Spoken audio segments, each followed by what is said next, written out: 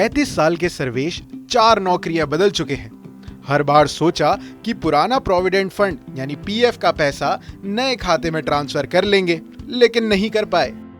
अब सर्वेश इस काम को पूरा करना चाहते हैं, लेकिन परेशान है क्योंकि प्रोसीजर के बारे में जानकारी नहीं है।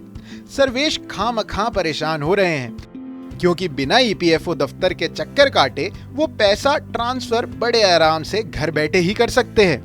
संगठित क्षेत्र के संस्थानों में काम करने वाले कर्मचारियों के लिए कर्मचारी भविष्य निधि यानी ईपीएफ की सुविधा है।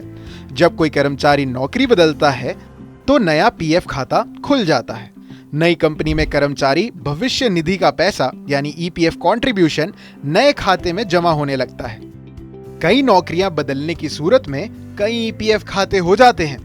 कर्मचारी भविष्य निधि संगठन यानी ईपीएफओ कर्मचारियों को पुराने पीएफ खाते से नए खाते में पैसा ट्रांसफर करने की सुविधा देता है। आइए अब हम बात करते हैं कि कैसे पीएफ के पैसे को ऑनलाइन ट्रांसफर किया जाए। सबसे पहले ईपीएफओ के यूनिफाइड मेंबर्स पोर्टल पर जाएं और यूएएन यानी यूनिवर्सल अकाउंट नंबर और पासवर्ड डालकर खाता लॉगिन करें। नौकरी बदलने के दौरान पीएफ खाते तो नए खुलते जाएंगे, लेकिन यूएएन एक ही रहेगा। लॉगिन के बाद ऑनलाइन सर्विसेज के सेक्शन पर जाकर one member one EPF account पर क्लिक करें। निजी जानकारी और वर्तमान पीएफ खाते की जानकारी की पुष्टि करें। इसके बाद स्टेप 1 में ऑनलाइन क्लेम फॉर्म को अटेस्ट करने के लिए वर्तमान नियोक्ता या पिछले नियोक्ता में से किसी एक को चुनें। यूएएन संख्या डालकर गेट डिटेल्स ऑप्शन पर क्लिक करें।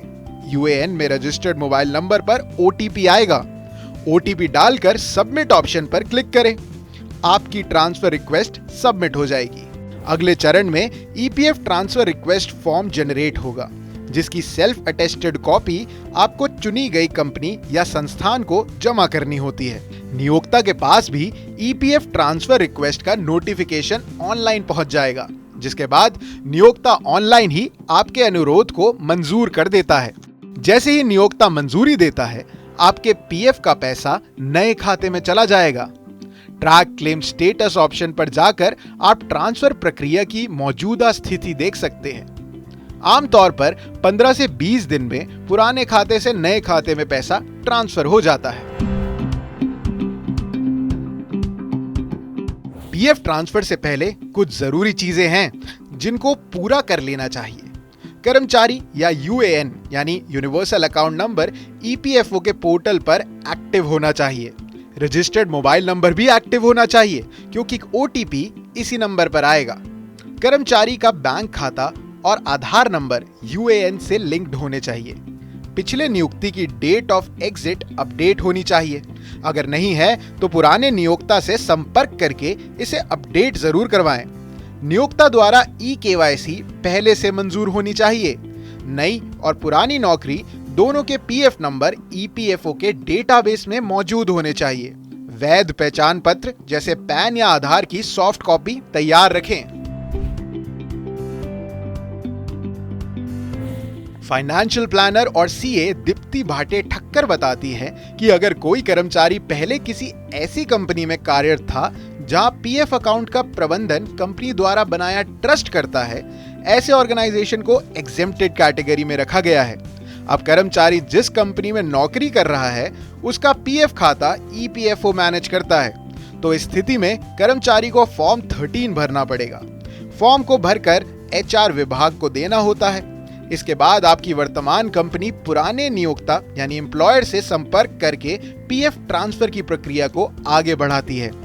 पुराने नियोक्ता के अप्रूवल के बाद आपके नए पीएफ खाते में पैसा ट्रांसफर हो जाता है। पुराने संस्थान से नौकरी छोड़ते वक्त कर्मचारी को पीएफ स्टेटमेंट भी ले लेना चाहिए। मनी 9 की सलाह है, नौकरी बदलने के साथ ही आपको पीएफ खाते का पैसा भी ट्रांसफर कर लेना चाहिए, अन्यथा बाद में कई खाते हो जाने पर आपको पीएफ के पैसे ट्रांसफर करने में दिक्कत आ सकती है। ऑनलाइन पीएफ ट्रांसफर करते समय ध्यान रहे कि आपके यूएएन से आधार लिंक होना चाहिए। रजिस्टर्ड मोबाइल नंबर भी एक्टिव रखें ताकि ओटीपी आ सके। अगर आपके पुराने पीएफ खाते में कंपनी छोड़ने की तारीख अपडेट नहीं है तो पुरानी कंपनी में बात करके अपडेट जरूर करवा लें।